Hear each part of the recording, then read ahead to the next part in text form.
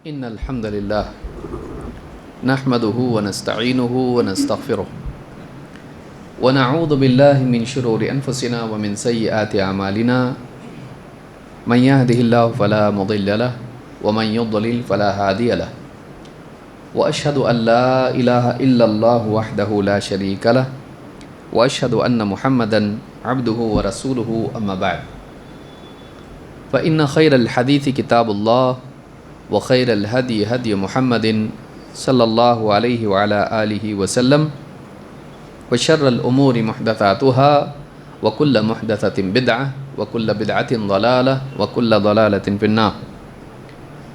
قال الله تبارك وتعالى ادخلوها بسلام ذلك يوم الخلود لهم ما يشاءون فيها ولدينا مزید. میرے محترم دینی بھائیوں،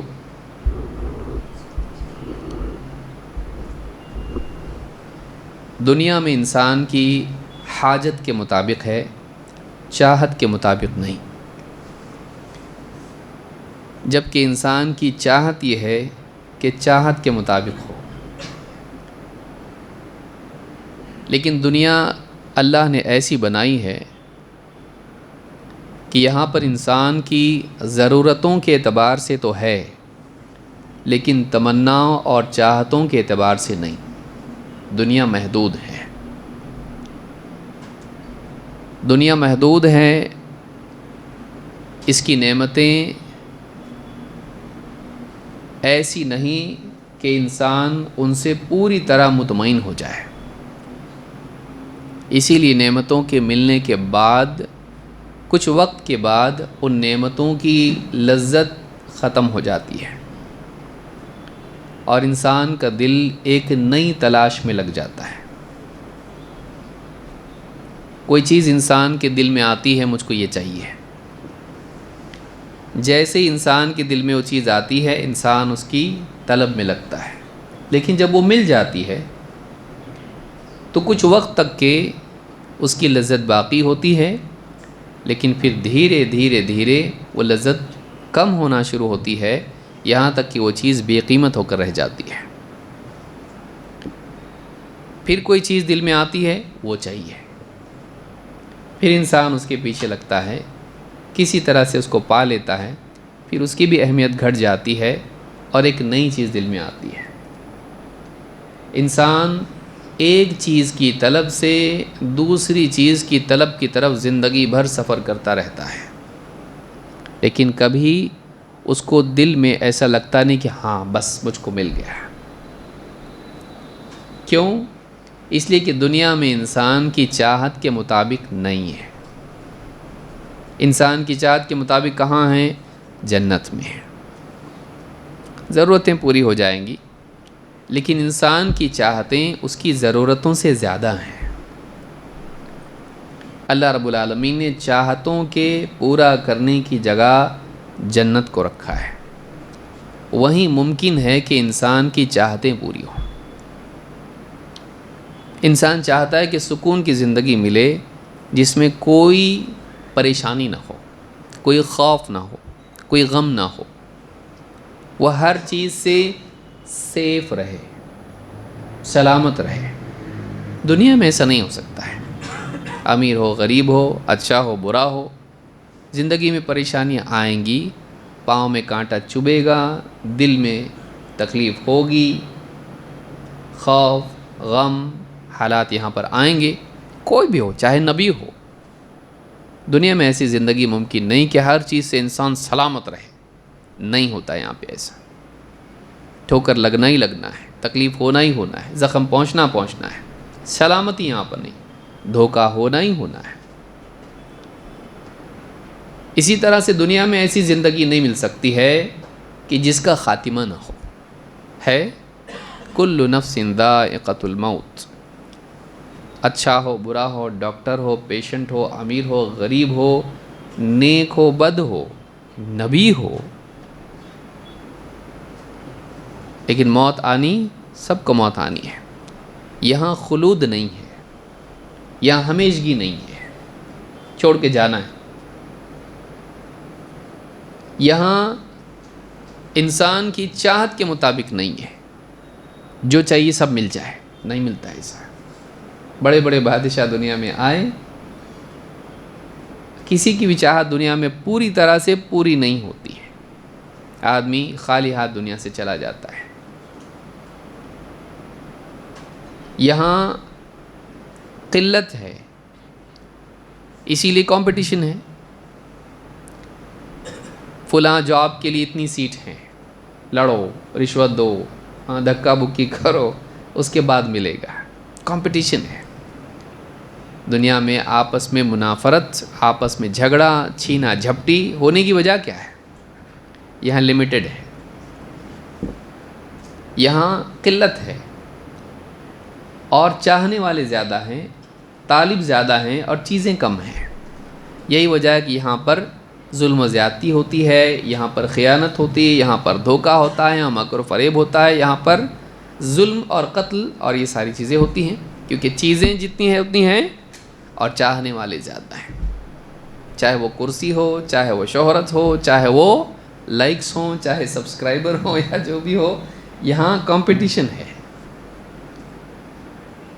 آخرت میں ایسا نہیں ہے۔ آخرت میں انسان کے لیے ہر پریشانی سے نجات، وہاں پر ہمیشگی والی زندگی، وہاں ہر چاہت پوری، اور وہاں پر کسی چیز کی کمی نہیں۔ 4 باتیں میں نے بیان کی ہیں۔ اللہ رب العالمین نے سورہ قاف کی ان 2 آیتوں میں ان 4 چیزوں کو جمع کیا ہے۔ اللہ تعالیٰ فرماتا ہے ادخلوها بسلام۔ پورا اگر میں پڑھوں گا بات لمبی ہو جائے گی، پھر ہم جنت کی تعریف پہ ہی رہ جائیں گے اور آگے باتیں نہیں بڑھیں گی۔ ادخلوها بسلام، جب جنتی جنت میں جا رہے ہوں گے، قیامت کے دن جنتیوں سے کہا جائے گا ادخلوها، جاؤ جنت میں داخل ہو جاؤ، بسلام، سلامتی کے ساتھ۔ ذالک یوم الخلود، آج کا یہ دن ہمیشگی کی زندگی پانے کا دن ہے۔ اب ہمیشہ رہو گے تم جنت میں، بھی ہمیشہ رہو گے، تم بھی ہمیشہ زندہ رہو گے، جنت بھی ہمیشہ باقی رہے گی۔ ذالک یوم الخلود لہم ما یشاؤون فیہا، اور جنت میں جو کچھ وہ چاہت کریں گے وہ سب ان کے لیے ہے۔ ولدینا مزید، اور ہمارے پاس زیادہ ہے، ان کی چاہت سے زیادہ ہیں، اور ایک بڑی نعمت ہے جو اللہ تعالیٰ ان کو دے گا، اپنا دیدار۔ اور نعمتوں میں انسان کوئی دنیا میں ایسا پیدا نہ ہوا نہ ہوگا کہ جو چاہیں اور جنت میں نہ ملے۔ بہت دن سے ڈھونڈا بھائی، مل رہا نہیں، یہاں پہ جنت میں کہاں ملتا ہے؟ ایسا ہوگا؟ دنیا میں ہوگا ایسا؟ جنت میں ڈھونڈ ڈھونڈ کے میں 6 مہینے سے ڈھونڈا لیکن مل رہا ہی نہیں، ضرورت کی چیز میری۔ جنت میں ہوگا ایسا؟ جنت میں یہاں چاہت، وہاں چیز حاضر، اور کبھی کسی چیز کی کمی محسوس نہیں ہوگی۔ کوئی آدمی دوستوں سے نہیں کہے گا اپنے جنت میں سنبھال کے کھاؤ، سیزن نہیں ہے ابھی، ختم ہو گیا تو ملے گا نہیں، ہاں نہیں ہوگا ایسا۔ عجوہ کھجورے جلدی ملے گی نہیں، سنبھال کے کھاؤ اگلے عمرے تک، اگلے حج تک۔ تو آدمی دنیا میں قلت ہے، وہاں نہیں۔ ولدینا مزید، 4 چیزیں اللہ نے بیان کی۔ ایک کہا ادخلوها بسلام، سلامتی کے ساتھ داخل ہو، سلامتی ہے اس میں، سیفٹی ہے وہاں پہ، امن و امان ہے وہاں پہ، خطرہ نہیں۔ 2 ذالک یوم الخلود، اب ہمیشگی کی زندگی ملے گی تم کو۔ آج ایسا دن ہے کہ آج کے بعد ہمیشہ ہمیشہ رہو گے، موت نہیں، نہ جنت کا خاتمہ، نہ نعمتوں کا خاتمہ، نہ تمہارا خاتمہ۔ لہم ما یشاؤون فیہا، 3، ان کے لیے وہ سب کچھ ہوگا جس کی وہ چاہت کریں۔ 4 ولدینا مزید، اور ہمارے پاس اور بھی زیادہ ہے، ان کی چاہت سے بھی زیادہ۔ تو یہ جو 4 چیزیں ہیں یہ جنت میں ہوں گی، اس کے علاوہ تو بہت کچھ ہے، لیکن یہ بنیادی بات دیکھیے، 4 چیزیں انسان کو دنیا میں مل سکتی کیا؟ نہیں مل سکتی انسان کو۔ یہاں ہمیشگی کی زندگی نہیں، یہاں سلامتی والی زندگی نہیں، جو چاہا وہ یہاں پہ ہے نہیں، اور زیادہ نہیں۔ یہاں کی زیادتی بھی قلت کی طرف جاتی ہے. کتنا بھی آدمی کے پاس ہو ختم ہوتا ہو، جنت میں ختم نہیں ہوگا، جنت میں ختم نہیں ہوگا. تو یہ جنت ہے، اس کو پانے کے لیے انسان کو کچھ اعمال کرنے چاہیے. جنت یوں ہی کوئی گری پڑی چیز تو ہے نہیں کہ کوئی لینے والا نہیں تو اللہ زبردستی ہم کو تھما دے. نہیں، جنت اعلیٰ ترین نعمت ہے اللہ کی. اور جنت میں رہنے کے لیے انسان کو اپنے آپ کو اعلیٰ بنانا پڑے گا. وہ ایک بہت ہائی لیول کی سوسائٹی ہے، اس میں رہنے کے لیے ہم کو ہائی لیول کا اپنے آپ کو بنانا پڑے گا. اپنی ایلیجیبلٹی ہونا چاہیے کہ نہیں، اس میں رہنے لائق بھی تو ہونا چاہیے. تو جیسی جنت ہے اس میں رہنے کے لیے ہم کو بھی ویسی زندگی بنانی پڑے گی، اپنے آپ کو جنت کے لائق بنانا پڑے گا. یہ ہمارا زندگی بھر کا ٹاسک ہے، یہ گول ہے جو اللہ نے ہم کو دیا ہے. لائق بنو، لائق بنو جنت میں جانے کے. ہماری صبح سے لے کے شام تک کی زندگی اسی چیز کے اطراف گھومنی چاہیے کہ میں جنت کے لائق بن رہا ہوں کہ جہنم کے. جو جس لائق ہوگا اس کو وہاں بسایا جائے گا. ہماری ساری کوششیں ہونی چاہیے. تو وہ زندگی کون سی ہے، ایک ایک کر کے ہم دیکھیں گے کہ زندگی میں ہمارے کیا چیزیں آئیں کہ ہم جنت کے لائق بنیں گے. ان میں سب سے پہلی چیز ہم نے پچھلے درس میں دیکھی تھی، ایمان و عمل. ایک انسان اللہ اور اس کے رسول کی بات پر یقین کرے، اسے قبول کرے، اس کے دل میں دین کے معاملے میں شک نہ ہو، وہ کسی بات کا انکار نہ کرے، وہ اللہ کا مقام کسی اور کو نہ دے، وہ شرک نہ کرے، وہ اللہ کی رسول کی شان میں گستاخی نہ کرے، وہ دین کی تعظیم کرے، وہ اپنے دین پر جمع رہے، اس کے دل میں ایمان ہو اور اس کی زندگی میں اعمال ہو، اس کی زندگی میں تعطل نہ ہو، کچھ نہیں کرتا نہیں ہو، اس کی زندگی اعمال سے بھری ہوئی ہو. جاگنے سے لے کے سونے تک، بالغ ہونے سے لے کے مرنے تک ایک انسان مکلف ہے. اس زندگی میں اس کے لمحات کو وہ نیک اعمال سے بھر دے.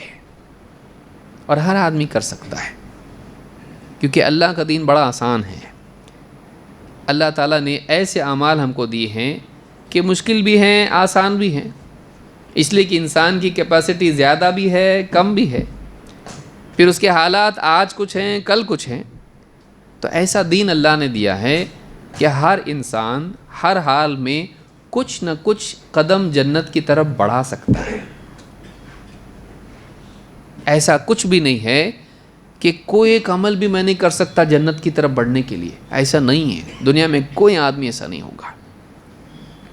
ایک آدمی بالکل پیرالسس کی حالت میں بستر پر پڑا ہوا ہے، وہ کچھ نہیں کر سکتا ہے، ہاتھ پاؤں بھی حرکت نہیں دے سکتا، کروٹ نہیں لے سکتا، لیکن پڑھے پڑھے الحمدللہ الحمدللہ سبحان اللہ اللہ اکبر اگر اتنا بھی کرتا ہے، یہ بھی اس کے لیے جنت کے اس کو قریب لے جا رہا ہے. یہ بھی نہیں کر سکتا ہے، دل ہی دل میں اللہ کو یاد کر رہا ہے، آخرت کی فکر کر رہا ہے، اللہ سے اپنے قلب کو جوڑ رہا ہے، یہ بھی جنت کی طرف بڑھ رہا ہے. اس سے زیادہ عاجز کون ہوگا کہ ایک انسان ایسا کبھی نہیں ہو سکتا ہے کہ وہ جنت کی طرف نہیں بڑھ سکتا. تو قصور ہماری طرف سے ہوتا ہے، ہم رک جاتے ہیں. ہم کو رکنا نہیں چاہیے. ہم جس طرح سے بڑھ سکتے ہیں جنت کی طرف ہم بڑھیں تاکہ ہم جنت کی طرف چلنے والوں میں شمار ہوں. جو جنت کی طرف چلنے والا ہے، جنت کی طرف بڑھنے والا ہے، وہی جنت کے پانے والوں میں شامل ہوگا. زندگی بھر چلتا رہے جیسا اس سے ممکن ہو. آپ نے قصہ لمبا سنا ہوگا جو 100 قتل کیا تھا جس آدمی نے. بڑھ رہا تھا، پہنچا تھا وہ نہیں. اچھا 100 کون کر کے آیا تھا وہ، لیکن وہ کیا کر رہا تھا، وہ بڑھ رہا تھا اس خیر کی طرف جو اس کو عالم صاحب نے بتائے تھے. وہ چپ چاپ جا رہا تھا اپنا، ابھی پہنچا نہیں تھا، وہ منزل پہ پہنچا نہیں، لیکن راستے پر چلنے والا جو منزل کی طرف لے جانے والا ہے، اس راستے پر چلتے چلتے مرنے والا بھی راستے کو پانے والا، راستے پر چلنے والا منزل کو پانے والوں میں شمار ہوتا ہے۔ اللہ کے ہاں صراط مستقیم پر چلنے والا بھی منزل کو پانے والوں میں شامل ہوتا ہے۔ رکنا نہیں، چلتے رہنا۔ وہ اعمال جو جنت کے قریب کرنے والے ہیں، جنت میں لے جانے والے ہیں، ان اعمال کا اہتمام ہم کرتے رہیں۔ حالات الگ الگ ہوں گے، کبھی مصروفیت زیادہ ہوگی، کبھی کم، کبھی صحت ہوگی، کبھی بیماری، کبھی ہمارے لیے اسباب اور وسائل ہوں گے، کبھی نہیں ہوں گے، لیکن ایسا کوئی عمل نہیں ہوگا کہ کوئی بھی عمل میں نہیں کر سکتا۔ ایسا جنت کے لیے کوئی ایسا نہیں ہوگا حالت کہ میں جنت والا کوئی بھی عمل نہیں کر سکتا، کچھ نہ کچھ اس کے لیے میسر ہوگا۔ تو قصور اس کی طرف سے ہوگا، اللہ کی طرف سے اس کے لیے تنگی نہیں ہوگی۔ وَمَا جَعَلَ عَلَيْكُمْ فِي الدِّينِ مِنْ حَرَجٍ، اللہ نے اپنے دین میں کوئی حرج نہیں رکھا ہے۔ ایسا ہو ہی نہیں سکتا کہ آدمی کچھ بھی نہیں کر سکتا ہے، اس کے لیے ہمیشہ کچھ نہ کچھ ممکن رہے گا۔ تو ان اعمال میں سے پہلی چیز ہم نے دیکھی جو بنیادی شرط ہے اور جو ایک عام اصول ہے، ایمان اور عمل زندگی میں ہونا چاہیے۔ اس کے علاوہ کیا ہے؟ آئیے ایک ایک کر کے ہم دیکھتے ہیں کہ ہماری زندگی میں کیا چیزیں آئیں کہ ہم جنت کے لائق بنیں گے۔ دوسری چیز اس میں یہ ہے کہ ہم اللہ اور اس کے رسول کی بات ماننے والے ہوں، ہمارے دلوں میں اقرار ہو، انکار نہیں، ہمارے دلوں میں قبولیت ہو، ہمارے دلوں میں رد کرنے کا مزاج نہ ہو، اور ہم اپنی چاہتوں پر، اپنی خواہشات پر، اپنی ترجیحات پر اللہ اور اس کے رسول کی بات کو ترجیح دیں۔ ہمارا دل ایک طرف جانے کو چاہتا ہے، اللہ اور اس کا رسول ایک طرف بتائے، ہم کس کی مانیں گے، دل کی یا اللہ اور اس کے رسول کی؟ اللہ اور اس کے رسول کی۔ ہمارا مزاج ماننے کا ہو۔ جنت میں جو تم چاہو گے اللہ دے گا، دنیا میں جو اللہ چاہے تم کو دینا ہے۔ حل جزاء الاحسان الا الاحسان، بھلائی کا بدلہ بھلائی کے سوا اور کیا ہو سکتا ہے؟ تو بھلائی لے کر تو آ، کہ تو اس مزاج کو لا، اے اللہ جو تو چاہتا میں کروں گا۔ ٹھیک ہے، جنت میں تجھ کو کیا چاہیے؟ جو میں چاہتا ہوں اللہ کرے۔ تو اگر تو چاہتا ہے کہ اللہ تیری چاہت جنت میں پوری کریں، تو دنیا میں تجھے اللہ کی چاہت کو پورا کرنے والا بننا پڑے گا۔ یہ مزاج اپنے اندر پیدا کرے۔ قرآن کریم میں اللہ تعالیٰ فرماتا ہے وَمَن يُطِعِ اللَّهَ وَرَسُولَهُ يُدْخِلْهُ جَنَّاتٍ تَجْرِي مِن تَحْتِهَا الْأَنْهَارُ، جو شخص اللہ اور اس کے رسول کی فرما برداری کریں، اللہ تعالیٰ اسے ایسی جنتوں میں، ایسے باغات میں داخل کرے گا جن کے نیچے نہریں بہتی ہیں۔ وَمَن يَتَوَلَّ يُعَذِّبْهُ عَذَابًا أَلِيمًا، اور جو منہ موڑ کے چل دیں، پیٹ پھیر کے انکاری بن کے چلا جائیں، نہ مانے، پیٹ دکھائے اللہ اور اس کے رسول کی بات کو، قبول نہ کرے، رد کر دیں، وَمَن يَتَوَلَّ يُعَذِّبْهُ عَذَابًا أَلِيمًا، اللہ تعالیٰ ایسے شخص کو عذاب دے گا، دردناک عذاب۔ معلوم ہے کہ آخرت کی زندگی میں جنت کے پانے کے لیے دنیا کی زندگی میں اللہ اور اس کے رسول کی اطاعت کا راستہ اپنانا پڑتا ہے۔ یہ بہت ضروری ہے کہ اللہ اور اس کے رسول کی بات سامنے آ گئی، ماننا ہے۔ یہ نہیں لیکن باپ دادا تو ایسا کہتے ہیں، ہمارے گھر میں سالوں سے یہ رسم و رواج ہے، سماج کیا کہے گا، اور پیر صاحب بھی بولے ایسا، ہاں فلاں صاحب ایسا بول دیے ہم کو۔ نہیں، فلاں اور فلاں اور فلاں کی بات کو ہم اللہ اور اس کے رسول کی بات پر اگر ترجیح دیتے ہیں تو ہم نے آخرت کا راستہ، جنت کا راستہ اپنے لیے مسدود کر دیا، ہم نے خود بند کر دیا اپنے لیے، ہم اس راستے سے ہٹ گئے۔ اللہ اور اس کے رسول کی بات کو مان کے چلنا، جیسے جیسے اب زندگی بھر امتحان ہوتا ہے، ہم ایک چیز میں پڑے ہوئے ہیں، معلوم پڑا کہ وہ حرام، اللہ نے اس سے منع کر دیا، رسول نے اس سے منع کر دیا، اب زندگی چل رہی ہے ہماری، اب امتحان آ گیا، اللہ کی خاطر چھوڑتا کہ نہیں؟ ہم زندگی میں اپنے انجوائمنٹ میں ہیں، زندگی چل رہی، ایک حکم اللہ کا آ گیا، معلوم پڑا کہ اللہ تعالیٰ کا یہ حکم یہ کرنا پڑے گا، چاہے وہ پردہ ہو، چاہے وہ سود کی حرمت ہو، یا کوئی اور عمل ہو، کہ یہ تمہارے لیے فرض ہے، یہ تمہارے لیے حرام ہے۔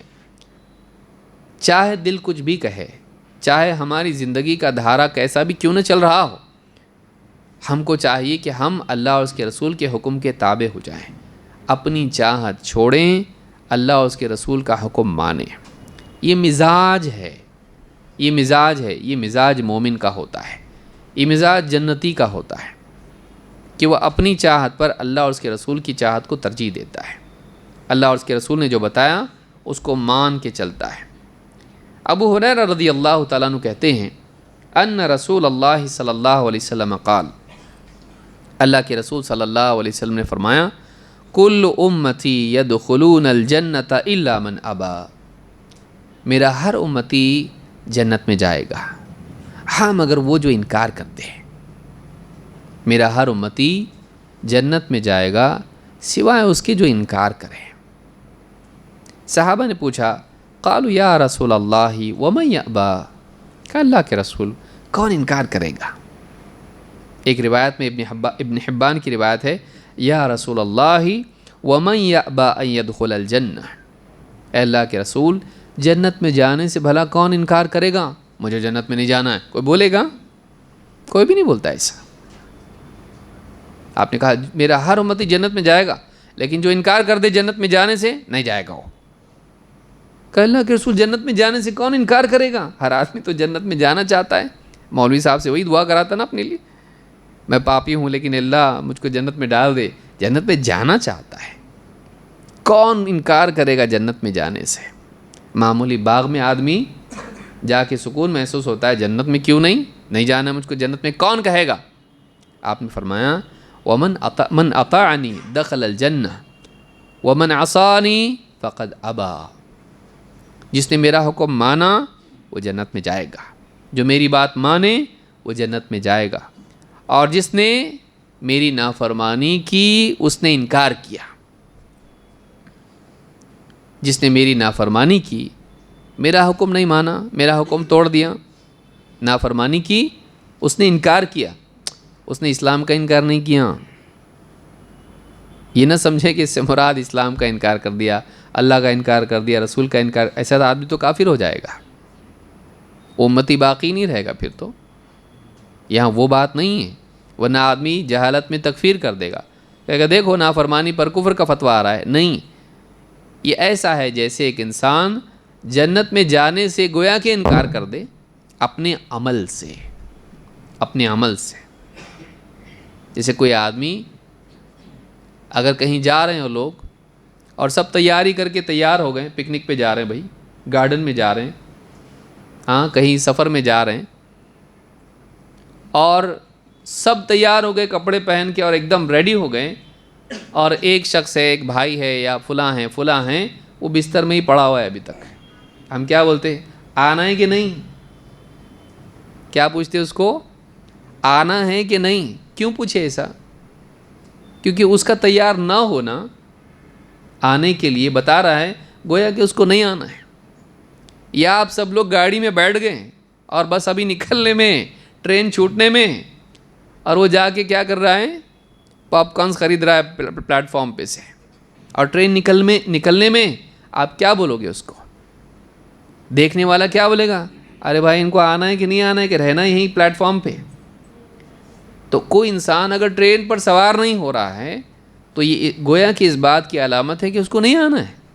اسی طرح سے جو انسان اللہ کے رسول صلی اللہ علیہ وسلم کے حکموں پہ نہیں چل رہا، وہ رسول اکرم صلی اللہ علیہ وسلم کی اتباع نہیں کر رہا ہے، وہ زبان سے تو نہیں بول رہا لیکن اس کا عمل دکھا رہا ہے گویا کہ اس کو نہیں آنا ہے، کیونکہ اگر تجھ کو جنت میں جانا ہے اس کا یہی راستہ ہے، نبی کے پیچھے پیچھے تجھ کو آنا پڑے گا۔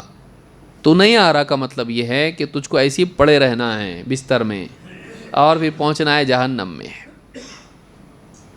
تیری بے عملی بتا رہی ہے، تیری گناہوں سے لت پت زندگی بتا رہی ہے، تیرا اللہ کے حکموں کو توڑنا بتا رہا ہے۔ مجھے جنت میں نہیں جانا ہے، جانا ہوتا تو میں مانتا۔ لہٰذا یہاں پر یہ بتایا گیا کہ ایک انسان کا گناہ میں مبتلا ہونا اسے جنت سے محروم کرتا ہے، اور ایک انسان کا اللہ کے رسول صلی اللہ علیہ وسلم کی باتوں کو ماننا یہ اسے جنت کا حقدار بناتا ہے۔ یہاں یہ بات یاد رہے کہ صرف قرآن کے حکم مان کے جنت میں نہیں جائے گا۔ یہاں پہ کیا کہا؟ من اطاعنی، جو میری فرما برداری کرے۔ تو وہ بات، حکم چاہے قرآن میں ہو یا نہ ہو، اللہ کے نبی صلی اللہ علیہ وسلم کا حکم اگر آدمی مانتا ہے تو جنت میں جائے گا۔ اگر یہ کہیں بھائی یہ تو قرآن میں نہیں ہے، ہاں داڑھی قرآن میں کدھر ہے، داڑھی کا حکم قرآن میں ہے کیا، تو میں نہیں رکھوں گا داڑھی۔ لیکن داڑھی کہاں ہے؟ حدیث میں ہے۔ اللہ کے نبی صلی اللہ علیہ وسلم نے حکم دیا ہے وَأَعْفُوا اللِّحَىٰ، داڑھی بڑھاؤ۔ تو اب ایک انسان یہ اصول نکال لے کہ ہم رسول کی بات نہیں، ہم کو قرآن کافی ہے، نہیں، یہاں یہ بتایا گیا کہ جو میری فرما برداری کرے وہ جنت میں جائے گا۔ پھر چاہے آپ قرآن کی بات بتائیں ماننی پڑے گی، چاہے آپ حدیث میں بتائیں اور قرآن میں نہ ہو ماننا پڑے گا۔ کیوں؟ اس لیے کہ اللہ تعالیٰ نے اپنا دین اپنے پیارے رسول صلی اللہ علیہ وسلم کو دیا ہے کہ قرآن کی باتوں سے کیا بات سمجھ میں آتی ہے وہ آپ نے ہم کو بتایا ہے۔ قرآن میں یہ نہیں ہے کہ ریشم تمہارے لیے حرام ہے، یہ حدیث میں ہے مردوں کے لیے حرام اور عورتوں کے لیے جائز۔ قرآن میں یہ نہیں بتایا گیا کہ مرد سونا نہیں پہن سکتے، دولہا نہیں پہن سکتا سونا، قرآن میں نہیں بتایا گیا۔ حدیث میں بتایا گیا کہ مردوں کے لیے سونا کیا ہے؟ سونا نہیں، سونا پہننا، گولڈ۔ یہ تو کہا تو گھر پہ جا کے بولیں گے آج نئے بات معلوم پڑی، آپ سے فرما برداری کرنی پڑے گی اور جاگتے رہو۔ سونا سے مراد کون سا سونا؟ دولہے والا۔ لڑکی والوں کی طرف سے دولہے کو ہاں اتنے تولے کی انگوٹھی سونے کی، اور مولوی صاحب بھی چیک کرتے پہن کے آئے نا۔ مرد کے لیے حلال ہے، سونا پہننا حرام ہے۔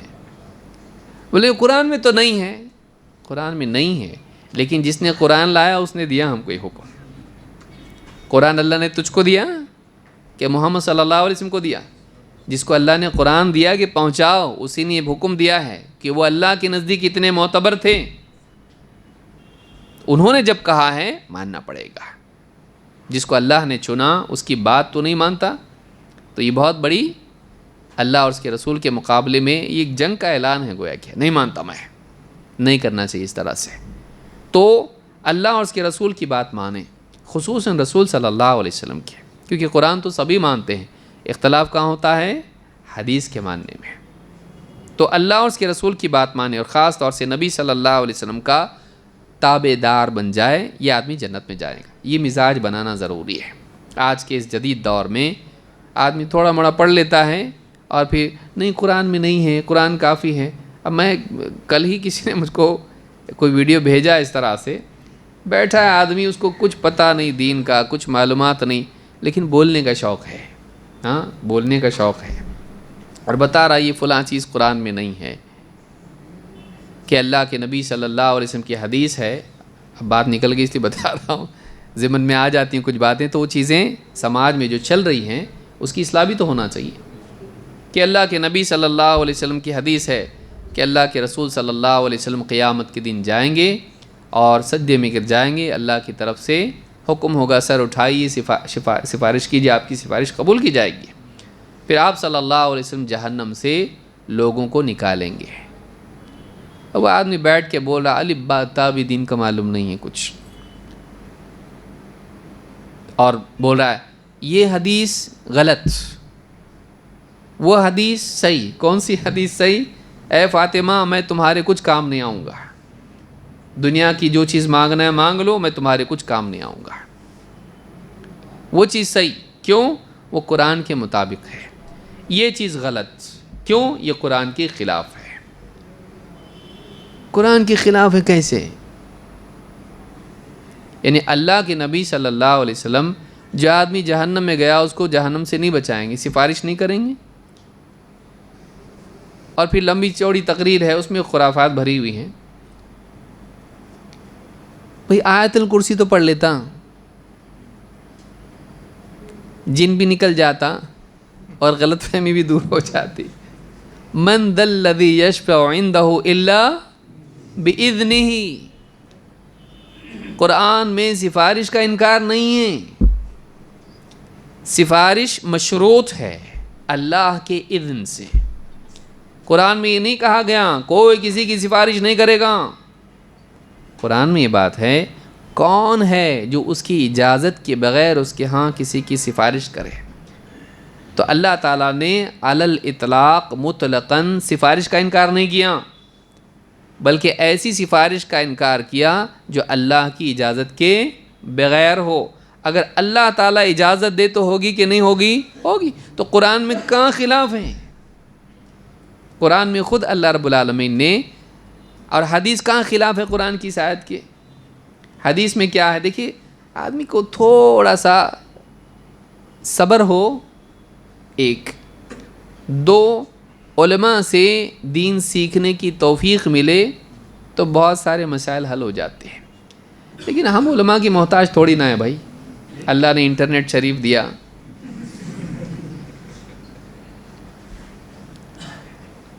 اور شیخ گوگل ہم کو ملے، اور ہم کو سب سمجھتا، ہم کو علماء کی ضرورت نہیں ہے. حدیث میں یہ ہے اللہ کے نبی صلی اللہ علیہ وسلم سجدے میں گر جائیں گے اور اللہ کی طرف سے اجازت ملے گی سفارش کی، پھر آپ سفارش کریں گے کہ پہلے کریں گے. تو یہ حدیث خود اس آیت کے ضمن میں آ رہی ہے کہ اللہ کی طرف سے جب اذن ملے گا، اجازت ملے گی تو آپ سفارش کریں گے. تو خلاف کیا ہوا؟ اچھا، قرآن میں کون سی سفارش نہیں ہوگی اور کون سی ہوگی؟ کچھ نہیں ہے. تو اللہ کے نبی صلی اللہ علیہ وسلم گناہ گاروں کی سفارش کریں گے، تجھ کو پرابلم کیا ہے؟ اگر اللہ رب العالمین کسی کو نبی کی سفارش پر اگر جہنم سے بچا لے تو اس میں غلط کیا ہے؟ اچھا، اس میں آدمی بول رہا ہے پھر ایسا اگر مان لیں تو کرو گناہ پھر، اور نبی بچائیں گے. یہ منٹا، یعنی اس کا مطلب سفارش ماننے سے ایک آدمی کا ذہن یہ بن جائے گا کہ گناہ پر گناہ کرو اور نبی صلی اللہ علیہ وسلم سفارش کریں گے تو بچ جائیں گے. اس لیے اس حدیث کو نہیں ماننا چاہیے. اچھی بات ہے. تو پھر قرآن کی آیت ہے ان اللہ لا یغفر ان یشرک بہ ویغفر ما دون ذلک لمن یشاء. اللہ تعالیٰ اس گناہ کی تو ہرگز بھی مغفرت نہیں کرے گا کہ اس کے ساتھ کسی کو شریک کیا جائے. ہاں، اس سے کم تر جو بھی گناہ ہوگا جس کے لیے چاہے گا اللہ تعالیٰ مغفرت کر دے گا. کرو گناہ پھر. اب حدیث چھوڑ کے بچ گئے نا اس سے، مصیبت سے، پھر اس آیت کی وجہ سے اب کیا آیت کا بھی انکار کر دو گے؟ آیت میں بھی تو ہے نا کہ شرک سے کمتر اگر کوئی گناہ ہوگا اللہ جس کو چاہے گا بخش دے گا. تو کرو گناہ، اجازت ہے اس میں. جب اس میں نہیں ہے تو اس میں کہاں سے ہے؟ یہاں تو سفارش کی بھی ضرورت نہیں ہے، اللہ اپنی طرف سے معاف کر رہا ہے بھائی. وہاں تو کم سے کم سفارش تو ہو رہی ہے، اس کے بعد معاف ہو رہا ہے. یہاں تو بغیر سفارش کی اللہ معاف کر رہا ہے. دین کا صحیح سمجھ ملنا یہ بہت بڑی نعمت ہے. اگر نہیں ملے تو پھر انسان کو دشمن کی ضرورت نہیں، شیطان کی بھی ضرورت نہیں. وہ خود ہی لڑکتے لڑکتے سیدھا چلا جاتا جہنم میں. اور علماء بولتے ہیں اذا لو سکت الجاہل انتہى الخلاف. اگر جاہل کچھ نہ کرے، بس چپ رہے، تو بہت سارے اختلافات ختم ہو جائیں گے. مصیبت کب ہوتی؟ جب جاہل بولتا ہے. نہیں بولنا انہیں، چپ رہنا. ہم پہلے کسی سے سنے تھے، ساس بہو کو بولتی تو بات ہی نہیں کرتی، کچھ تو بات کرا کر، کچھ تو بات کر. بات ہی نہیں کرتی تو کچھ خاموشی رہتی، کچھ تو بولا کر.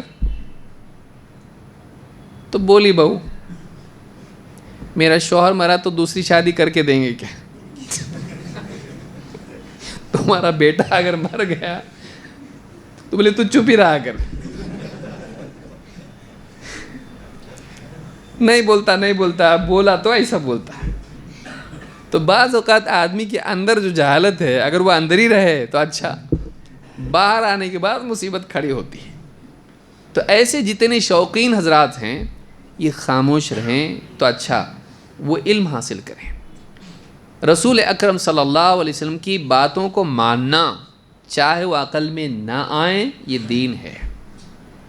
اگر عقل دین ہوتا تو رسول کی ضرورت نہیں تھی۔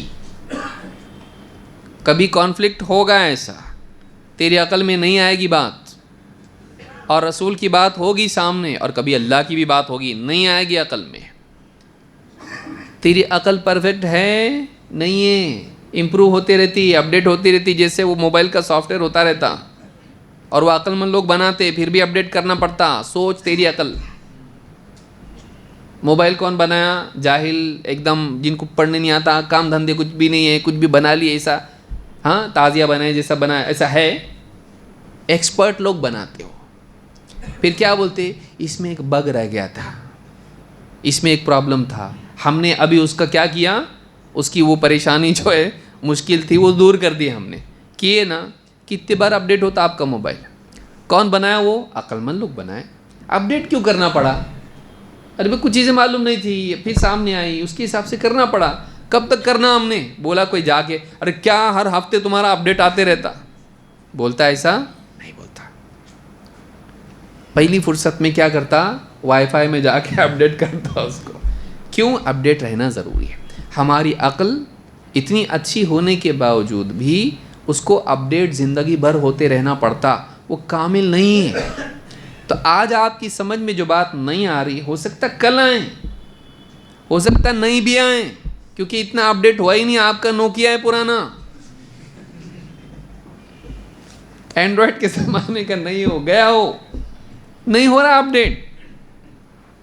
ایسا ہو سکتا ہے آپ کا دماغ، آپ کو معلومات ہی اتنی نہیں ہے، اور آپ کو اصول ہی معلوم نہیں ہے، نہیں آ رہی سمجھ میں بات۔ اور ایسا دنیا میں بھی ہوتا ہے کہ ڈاکٹر کی بات سمجھ میں ہی آتی نہیں۔ آدمی کیا بولتا؟ بھئی آپ ڈاکٹر ہے، آپ میرے کو اچھا کرو، کیسا تو بھی بولتا نا ایسا، حالانکہ شفا کون دیتا؟ اللہ۔ لیکن آدمی بولتا بھائی میرے کو نہیں سمجھ میں آ رہا، آپریشن کیا؟ ہاں ٹھیک ہے آپریشن تو آپریشن، کیونکہ سمجھ میں نہیں آ رہا میرے کو کیا ہو رہا، ایسا کیوں ہو رہا، میرے کو نہیں سمجھ میں آ رہا۔ تو ڈاکٹر صاحب میرے کو کیسا تو کرو، میرا علاج کرو، تمہارے ہاتھ میں ہمارا پیشنٹ ہے۔ آدمی گھر والے بھی بولتے آپ جیسا کرنے کا کرو، ہم کو نہیں معلوم، آپ ڈاکٹر ہو۔ ڈاکٹر کے حوالے آدمی کر دیتا ہے، نہیں سمجھ رہا تو آدمی جانکار کے حوالے کرتا۔ رسول اکرم صلی اللہ علیہ وسلم کو اللہ نے سکھایا اور لوگوں کو سکھانے والا بنایا، ایسا جانکار انسان جس کو اللہ کی طرف سے علم ملا ہو، اور جن کو اللہ تعالیٰ نے معلم بنا کر بھیجا، اور آپ کو اتنا سارا علم دیا جو کسی کو نہیں دیا۔ دین کا، شریعت کا علم اللہ تعالیٰ نے آپ کو دیا، اپنی مرضیات کا علم دیا۔ کوئی بات تیری سمجھ میں نہ آئے، وہ اللہ کے حوالے کرنے میں مسئلہ کیا ہے؟ نہیں سمجھا بھائی، لیکن میں سن کے چلوں گا بھائی۔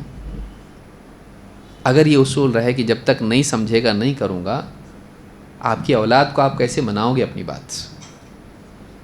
یہی اصول اگر آپ کی اولاد اپنا لے، نہیں سمجھ میں آ رہا، آپ اسکول کو کہے کو بھیج رہے میرے کو، ہاں اتنا بوجھا اٹھا کے جاؤ، وہاں پہ حمالی کرو، وہاں پہ ٹیچر کی پٹائی اس کو برداشت کرو، گھر پہ آ کے ہوم ورک کرو، آتا کیا ہاتھ میں کچھ بھی نہیں، خالی اگلی کلاس میں جا رہا میں، یعنی ایک مصیبت سے دوسری مصیبت میں جا رہا، میرا بیگ بڑھتے جا رہا، کچھ ہاتھ میں آ رہا نہیں۔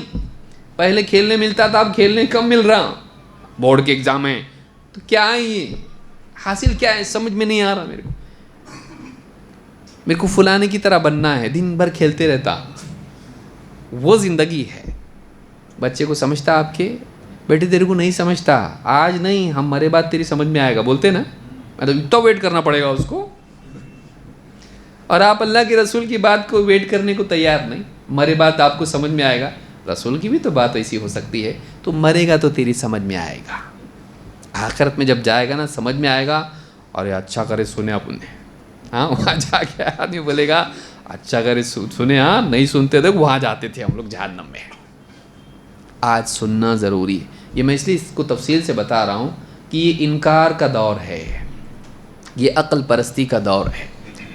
اللہ اور اس کے رسول کی بات کا انکار کرنے کے لیے ایک سے ایک لوگ کھڑے ہوں گے جو بالکل عقل سے پیدل ہوں گے، لیکن ہر جاہل کا ماننے والا کوئی نہ کوئی پرلے درجے کا جاہل ہوتا، اس کو گرو مانتا ہو، وہ صاحب آپ کی بھائی آپ کی بات بالکل صحیح ہے، بالکل جاہل رہے گا وہ، لیکن اس کے بھی فالوورز رہیں گے. آپ جاؤ یوٹیوب پہ دیکھو، بعض اوقات تو ملین میں فالوور ہیں کہ اس کے، کیونکہ وہ اتنے جاہل ہیں دنیا میں. آپ کو تعجب ہوگا لیکن ہیں، کم نہیں ہیں، بہت ہیں.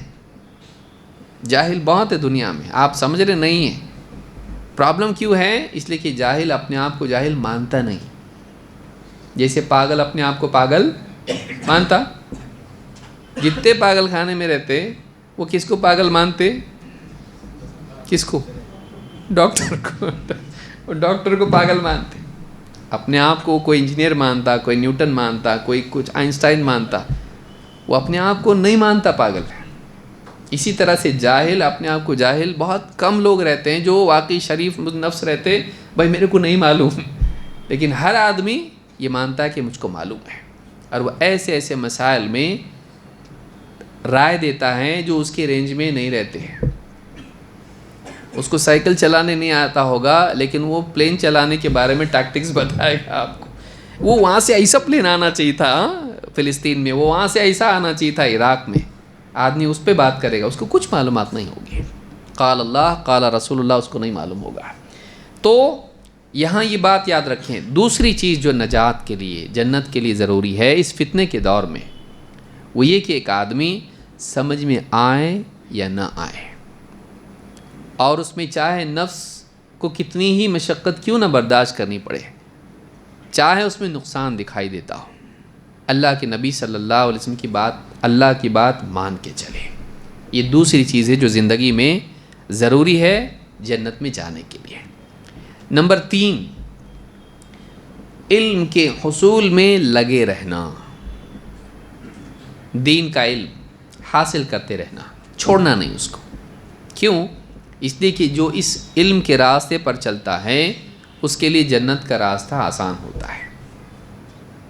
جنت کا راستہ کٹھن ہے، اس پہ شیطان بیٹھا ہوا ہے بہکانے کے لیے، اور دوسرے راستے پہ بیٹھا ہوا، وہاں جاؤ چچا، وہاں سے جاؤ بولتا ہو.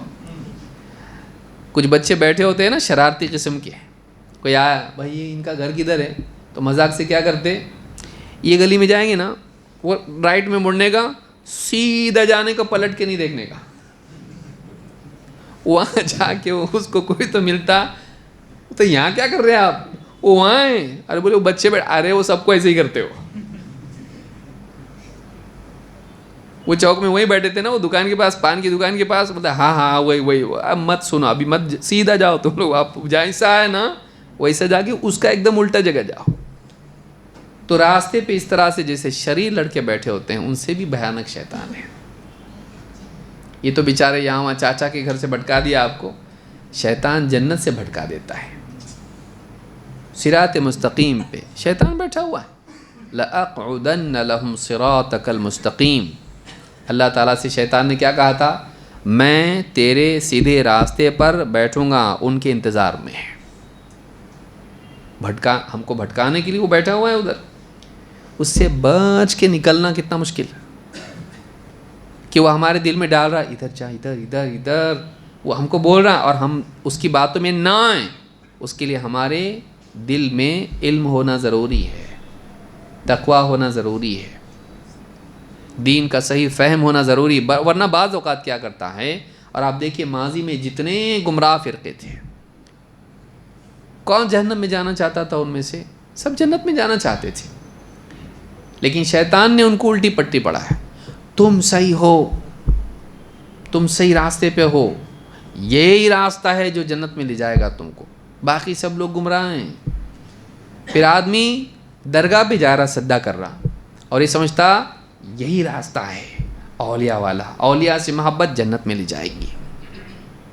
ہم غلط کام نہیں کر رہے کچھ بھی. درگاہ بنانا جنت میں لے جائے گا، قبر پکی کرنا جنت میں لے جائے گا، قبر کے اوپر چادر چڑھانا جنت میں لے جائے گا.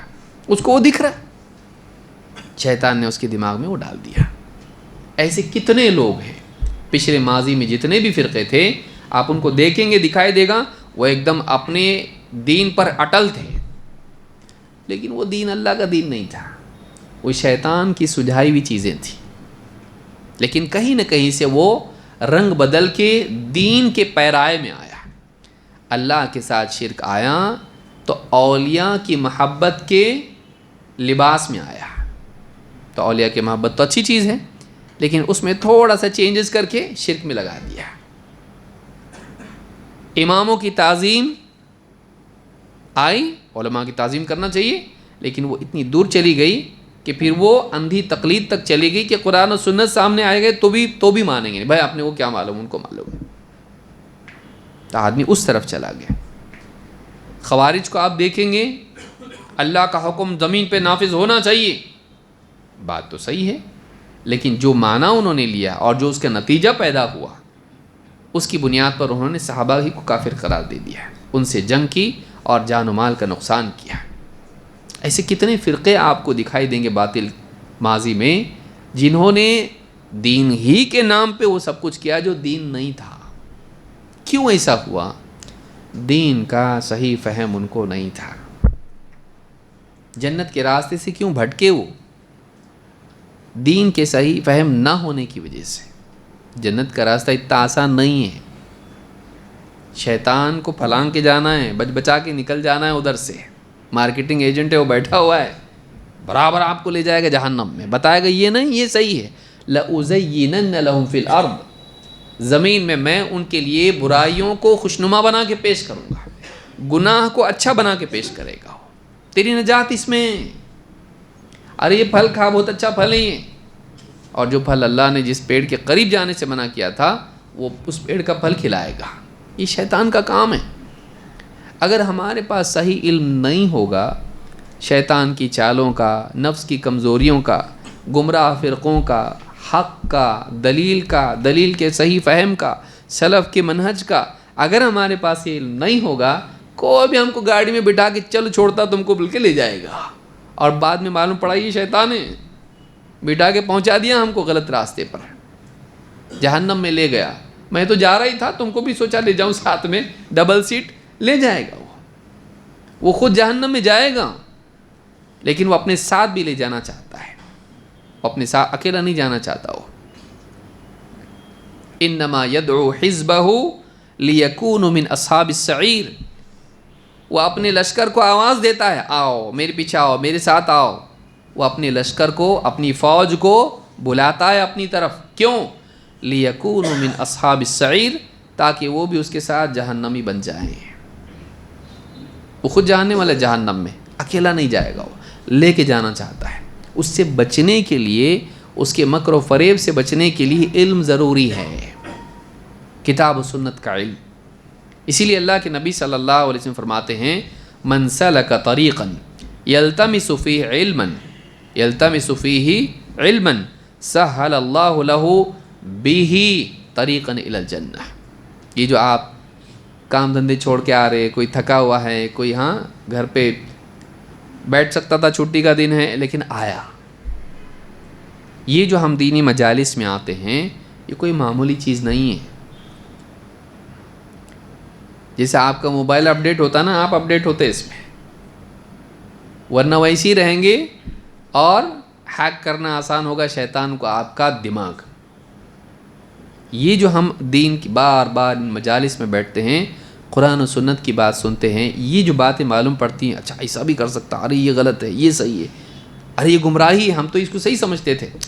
جو ہم کو سامنے باتیں آتے رہتی ہیں، یہ درس ہے اور جو بھی علماء کے دروس ہیں، ان مجالس میں بیٹھ کے آدمی اپنے آپ کو بہتر سے بہتر بناتا ہے. سوچ کے اعتبار سے حسن انتخاب کی صلاحیت اس میں پیدا ہوتی کہ چننا، زندگی میں انسان کو مسلسل چنتے رہنا پڑتا ہے، یہ کہ یہ اس کے ڈیسیجنز کی وجہ سے وہ پہنچتا یہاں یا وہاں، جنت میں یا جہنم میں.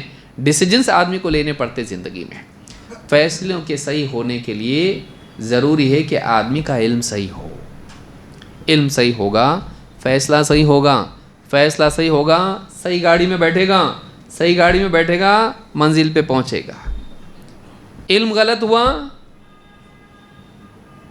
فیصلہ غلط، کون سی گاڑی میں بیٹھا؟ جہنم کی. پہنچے گا کدھر؟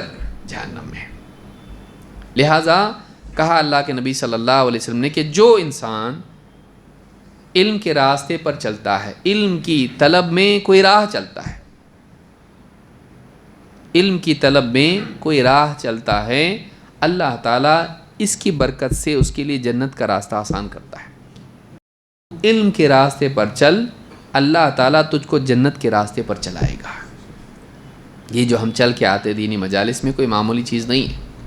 آدمی بعضوں کا سوچتا وہی تو ہوگا نا، اور کیا ہوگا،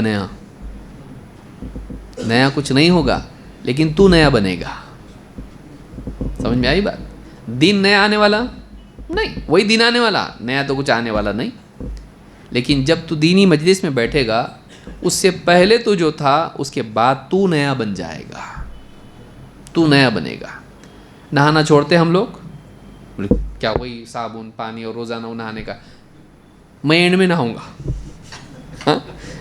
نہیں نہاتا، کیا ہے، واپس نہاتے ہیں، پھر باہر جاتے ہیں، دھول اور مٹی جمتی، تو نہ میں کپڑے دھوتا نہ نہاتا، پھر واپس تو میلا ہونا ہی نا اپنے کو، تو کیا کو، تو میں آخر میں ہی نہاؤں گا، کب؟ جنازے کا غسل ہی اس کا ہوگا۔ کرتا کوئی ایسا؟ نہیں کرتا کوئی ایسا۔ بمبئی آپ آنے والے دیکھیے، آپ بمبئی سے جو لوگ آتے جاتے رہتے ہیں، دن میں 2 بار نہاتے ہو۔ ایک تو صبح میں نہاتے، اس لیے کہ وہاں کا ماحول ہی ویسا ہے، اور دوسرا جب کام دام کر کے گھر کو لوٹتے تو پہلے نہاتے، ہاں اب فریش ہو گیا میں، چھوڑتے نہیں، سالوں سال روٹین چلتا رہتا ہے۔ یہ جو غسل ہے، یہ ہم دھول مٹی میں جاتے ہیں پھر پاک ہوتے، دھول مٹی میں جاتے نہیں، اگر کریں گے وہ جم کے کیا ہو جائے گا، آدمی کا حال کیا ہوگا۔ تو ہم لوگ دنیا کے ماحول میں جاتے، وہ اثرات سب ہم کو دھول مٹی دعا لگتا، پھر یہ آتے، پھر پوری جھٹکتے، ہاں صاف ہوتے، نہا دھو کے واپس گھر کو جاتے۔ یہ اگر نہیں کریں گے تو ہمارے اوپر گندگی جمتے جمتے جمتے پوری کالک جم جائے گی، ہمارا حال خراب ہو جائے گا۔ یہی حال ہمارے دلوں کا ہوگا، ہمارے دلوں کے اوپر جمتے جمتے جمتے گندگی جمتی چلی جائے گی، اور پھر اس کو دھونا مشکل پڑے گا۔ اسی لیے بہت برتن جو سالوں سے رکھے ہوئے رہتے اوپر اٹک میں سے نکالتے، ان کو دھونا بھی مشکل پڑتا، بہت اتنی دھول جم جاتی کہ نکالنا مشکل ہو جاتا اس کو۔ کیوں؟ وہ جم کے اس کو چمٹ گئی ایک دم، اب دھول نہیں رہی، وہ کیا آپ پھونک دو گے اڑ جائے گی، اب وہ کیا ہو گئی، اس کے اوپر جم گئی، اس کو محبت ہو گئی برتن سے، وہ چھوڑ رہی نہیں اس کو۔ یہ حال ہمارے دلوں کا نہ ہو جائے۔ دینی مجالس میں آنا، اللہ اور اس کے رسول کی بات کو سننا، کون سی بات کب ہمارے دل کو چھو جائے اور ہماری زندگی کے بدلنے کا ذریعہ بن جائے، ہم نہیں جانتے۔ بعض اوقات ایک ہی بات آدمی بار بار سنتا، لیکن ایک ٹائمنگ ہوتا ہے، وہ بات اس کو ہٹ کرتی، اور پھر اس کی زندگی میں بات بتی سے لگتی اس کی، ہاں اس کو بات آتی، ہاں نہیں اب نہیں، بہت دل کو لگ گئی بات، حالانکہ اس سے پہلے بھی سن چکا تھا اس بات کو، لیکن وہ وقت ہوتا ہے، اس وقت میں دل کی ایک کیفیت ہوتی ہے، دل کا دروازہ اس وقت میں کھلا ہوا ہوتا ہے، اور وہ بات سیدھے دل میں جاتی ہے، السلام علیکم، سیدھا دل میں چلی جاتی بات اور بیٹھ جاتی جا کے۔ تو وہ جو وقت ہوتا ہے، ہم اس کے لیے آتے ہیں کہ کوئی ایسی بات لگ جائے دل کو۔ ہمیں سے ہر آدمی چاہتا ہے، دعا میں بولتا نا، اللہ میں بننا چاہ رہا ہوں، اللہ بنا دے، بہت کوشش کرتا ہے، لیکن پھر گڑے میں گر جاتا، پھر ٹھوکر لگ جاتی، اللہ مجھ کو اچھا نیک بنا لے۔ ہر آدمی دعا کرتا ہے، ایمان انسان سے کراتا ہے۔ یہ دینی مجالس جو ہیں، یہ ہمارے لیے وہ امکان پیدا کرتی ہیں کہ ہماری زندگی میں تبدیلی آئے۔ اس لیے اس حدیث سے معلوم ہوتا ہے کہ جو انسان علم کے لیے راہ چلتا ہے، اللہ تعالیٰ اس کے لیے جنت کی راہ آسان کرتا ہے۔ معلوم ہوا کہ وہ آسان نہیں ہے، تبھی تو اللہ آسان کر رہا اس کے لیے۔ دوسری بات معلوم ہوئی، ہمارے بس میں نہیں آسان کرنا اس کو، یہ کون کرتا؟ اللہ۔ لیکن کس کے لیے کرتا؟ جو علم کے لیے علم کی راہ اپناتا ہے، علم کے لیے چلتا ہے۔ معلوم ہے کہ مدار علم پر ہے، علم صحیح ہونا چاہیے، ورنہ اس دور میں گمراہیاں، دیکھیے 2 طرح کی گمراہیاں ہوتی ہیں، ایک علمی ایک عملی۔ عملی گمراہیاں کیا ہے؟ آدمی کو معلوم رہتا میں غلط کر رہا اور کرتے رہتا، یہ اتنی بھیانک نہیں ہے۔ کیوں؟ کیونکہ کبھی کبھی آدمی کو لگتا کیا کر رہا تو غلط ہے، یہ اے اللہ معاف کر، آج سے غلط بن، کیونکہ اس کو معلوم ہے میں غلط کر رہا ہوں۔ یہ عملی برائی ہے۔ کچھ علمی برائی رہتی ہے کہ آدمی کا ترازو ہی خراب ہو جاتا اور اس کو معلوم نہیں پڑتا کہ میں غلط ہوں. وہ شرک میں، بدعت میں، گمراہی میں مبتلا ہوتا ہے یہ سمجھ کے کہ یہ دین ہے. علم غلط ہونے کی وجہ سے اس کا دین ہی غلط ہو جاتا ہے اور زندگی بھر ویسے ہی جیتا رہتا آدمی. بعد میں جا کے بڑھاپے میں کبھی بہت سارے لوگوں کو ہم زندگی گئی نا بابا ہماری اس میں، زندگی بھر ہم درگاہوں پہ جا کے سجدے کرتے رہے، معلوم پڑا تو ایک داد بھی نہیں منہ میں تب معلوم پڑا. ایسے کتنے لوگ آپ کو ملیں گے. کیوں ایسا ہوا؟ ان کو معلوم نہیں تھا، زندگی بھر غلط کام کرتے رہے. کتنے لوگ بولتے ہیں کچی قبر تھی میں پکی کرا، اس کے اوپر پورا ٹین بن بنایا، اس کے آج بڑی درگاہ بن گئی. وہ ایسے کتنے لوگ ملیں گے آپ کو. معلوم نہیں تھا ہم کو، آج معلوم پڑا یہ غلط ہے. اب ہم کچھ کر نہیں سکتے، اس کو ہم نے بنایا، وہ افسوس ہوتا. ابھی معلوم نہیں تھا، علم نہیں. اس لیے علم بہت ضروری ہے. جو علمی بگاڑ کی وجہ سے جو گمراہیاں جنم لیتی ہیں وہ زیادہ بھیانک ہوتی ہیں. اور آپ دیکھیں گے ماضی میں جتنے گمراہ فرقے ہیں ان کی گمراہیاں عام طور سے آپ کو ایسی دکھائی دیں گی. علمی بگاڑ، عملی بگاڑ. آدمی سدھر بھی جاتا، زندگی میں حادثات آتے ہیں، آدمی بولتا اللہ آج کے بعد نہیں، کان پکڑتا، توبہ کرتا، اٹھ بیٹھ کرتا، چھوڑ دیتا. لیکن علمی بگاڑ اس کی وجہ سے جو آدمی کی زندگی میں برائیاں اور گمراہیاں آتی ہیں، آدمی اس میں ترقی کرتا جاتا ہے اور اپنے ساتھ لوگوں کو بھی لیتا جاتا ہے. یہ زیادہ بھیانک ہے اور اس کا انجام زیادہ برا ہوتا ہے. اس لیے دینی مجالس میں آنا چاہیے، علم حاصل کرنا چاہیے. کون سا علم؟ قرآن و سنت کا علم، سلف کے منہج کا علم. یہ اگر آدمی کے پاس نہیں ہے آدمی گمراہ ہو جائے گا. تو اس حدیث سے معلوم ہوا کہ جو علم کے لیے چلتا ہے اس کے لیے جنت کا راستہ آسان ہوتا ہے. تو جو جنت میں جانا چاہتا ہے جنت کے راستے پر چلنا پڑے گا، اور جنت کے راستے کے آسان ہونے کے لیے علم کے راستے پر چلنا پڑے گا. اس حدیث کو امام مسلم نے روایت کیا ہے. تیسری یا چوتھی چیز اس میں ہے، زندگی میں ہماری عبادات کا اہتمام ہونا چاہیے. خالی باتیں نہیں بلکہ زندگی میں کیا ہو؟ عبادت ہو. عبادتی اعمال ہماری زندگی میں ہونا چاہیے. ابو ہریرہ رضی اللہ تعالیٰ عنہ کہتے ہیں ان رسول اللہ صلی اللہ علیہ وسلم قال الا ادلکم علی ما یمحو اللہ بہ الخطایا ویرفع بہ الدرجات. کہا کیا میں تمہیں بتاؤں کہ وہ کیا چیزیں ہیں جن کے ذریعے اللہ تعالیٰ گناہوں کو مٹاتا ہے اور جنت میں درجات کو اونچا کرتا ہے. آدمی کے گناہوں کی مغفرت ہوتی ہے اور اس کے درجات کو اللہ تعالیٰ اونچا کرتا ہے. قالوا بلا یا رسول اللہ. صحابہ نے کہا ضرور اللہ کے رسول، ہم کو بتائیے. قال اسباغ الوضوء علی المکارہ. نفس کی کراہت کے باوجود مکمل وضو کرنا. نفس کی کراہت کب ہوتی ہے؟ کون سے موسم میں؟ آرابی، سردی کے موسم میں. سردی کے موسم میں. اور کون سی نماز؟ سب کو معلوم ہے، فجر کی نماز. اس میں ٹھنڈے پانی میں ہاتھ ڈالنے کو آدمی 3 بار سوچتا ہے کہ آدمی پورا وضو کر نہیں پاتا ہے. اور بلکہ پانی میں ہاتھ ڈالنا تو بہت دور کی بات ہے، بلینکٹ میں ہاتھ نکالنا بلینکٹ سے مشکل ہوتا ہے اس میں، خاص کر کے ان علاقوں میں جہاں سردی بہت زیادہ ہوتی ہے. تو آدمی کو اس بلینکٹ سے باہر نکلنا ہی مشکل ہوتا ہے. ٹھنڈے پانی میں ہاتھ ڈالنا تو بہت دور کی بات ہے.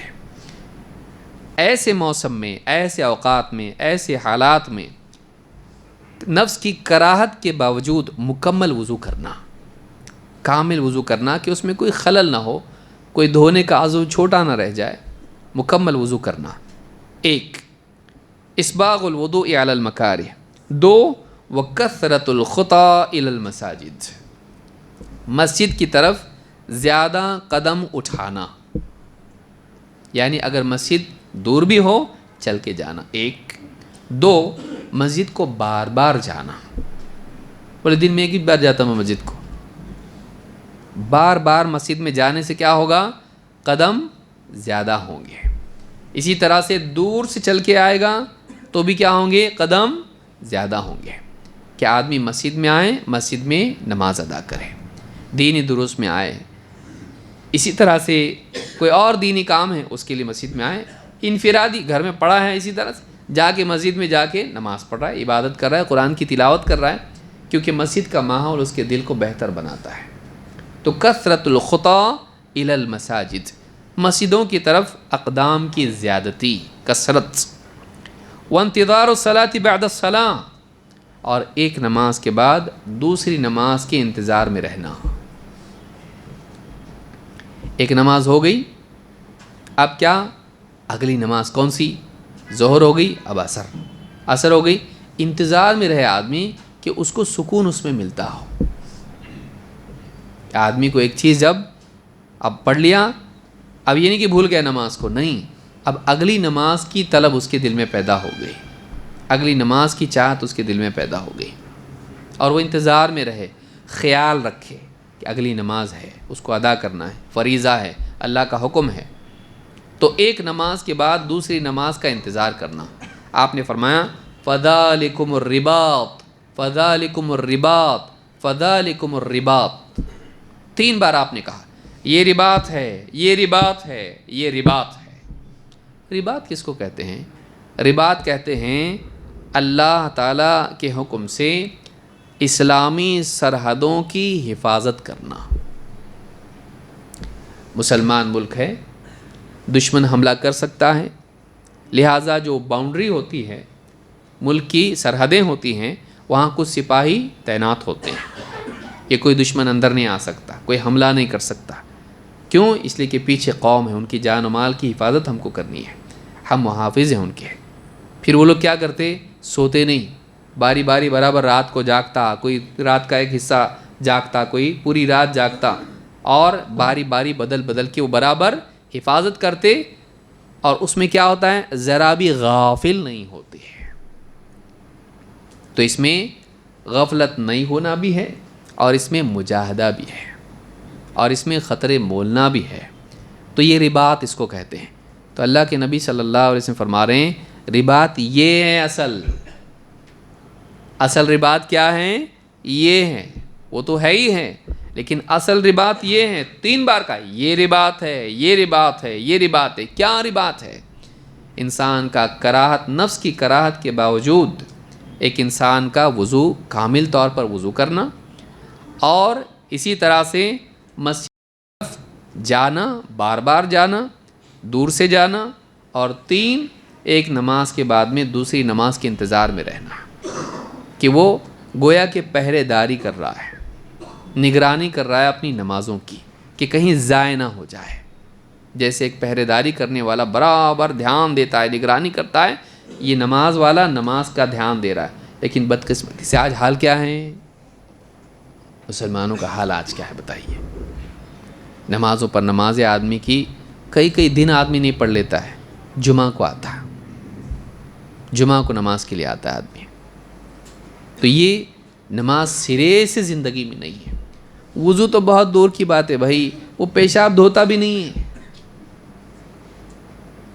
کوئی نماز کے لیے بولیں کہیں چلا جائے, کہیں کسی کے ساتھ پکنک پہ گیا, اور غلطی سے ساتھ والے نمازی نکلے.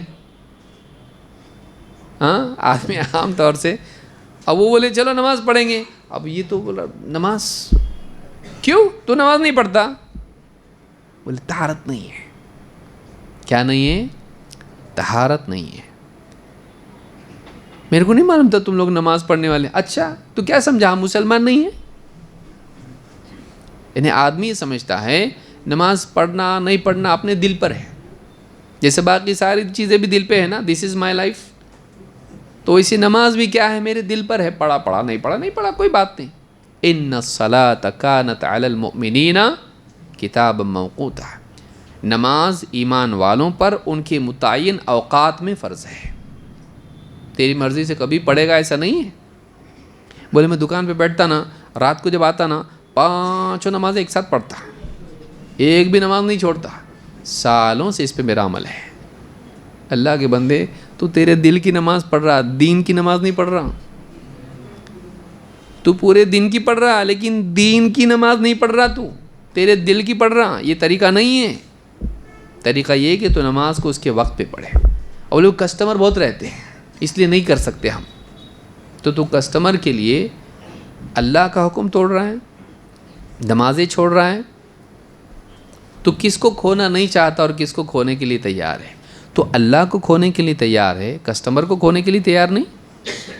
سوچنے کی چیز ہے. عبادات زندگی میں ہونا چاہیے. تو جنت میں جانے کے لیے عبادات ہو. اللہ کے نبی صلی اللہ علیہ وسلم, یہ تو نماز ہوئی, طہارت ہے, وضو ہے, نماز ہے, مسجدوں کو جانا ہے. اور ایک اور حدیث میں آپ نے فرمایا فی الجنت ثمانیۃ ابواب فیہا باب یسمى الریان لا يدخلہ الا الصائمون. جنت میں 8 دروازے ہیں, ان میں سے ایک دروازہ ہے جس کا نام الریان ہے. الریان لا يدخلہ الا الصائمون. اس دروازے سے روزے دار ہی داخل ہوں گے اور کوئی نہیں. ان کی عزت ہوگی کہ یہ سب روزے داروں کے لیے دروازہ ہے, دوسرے نہیں, صرف روزے دار جائیں گے یہاں سے. تو اس دروازے سے کون جائے گا؟ صرف روزے دار داخل ہوں گے. روزے دار سے مراد وہ لوگ جن کی زندگی میں باقی اعمال میں روزے کا عمل نمایاں تھا. وہ فرض روزے بہترین طور پر رکھتے تھے اور صرف فرض پر اکتفا نہیں کرتے تھے, بلکہ ان کی زندگی میں عام طور سے نفل روزوں کا بھی اہتمام تھا. یہ الریان ان کے لیے ہے جن کی زندگی کا نمایاں عمل, غالب عمل روزہ تھا. ورنہ سارے مسلمان تو روزہ رکھتے, تو پھر یہ لوگ روزے دار داخل ہوں تو باقی لوگ کہاں سے جائیں گے؟ پھر سارے تو روزہ رکھتے عموماً. یہ وہ لوگ جو روزے کا حق ادا کرتے تھے اور فرض کے ساتھ ساتھ نوافل کا بھی اہتمام کرتے تھے, نفل روزوں کا. تو ان کے لیے خاص دروازہ جنت میں ہے جس کا نام کیا ہے؟ الریان. الریان کا مطلب کیا ہے؟ الریان کا مطلب ہے سیرابی. سیرابی کس کو بولتے ہیں؟ آپ کو بہت پیاس لگی, پھر آپ کے سامنے ٹھنڈا پانی رکھا گیا دھوپ کے موسم میں, گرمی میں باہر سے آیا آپ, اور ایک دم لذت والا پانی, ایک دم تھوڑی مٹھاس بھی اس کے اندر ہے, شربت کے جیسا, اور ایک دم اچھا پانی. آپ پیے ایک دم پی کے جب اندر سے ایسا لگتا ہاں اب پیاس بجھ گئی.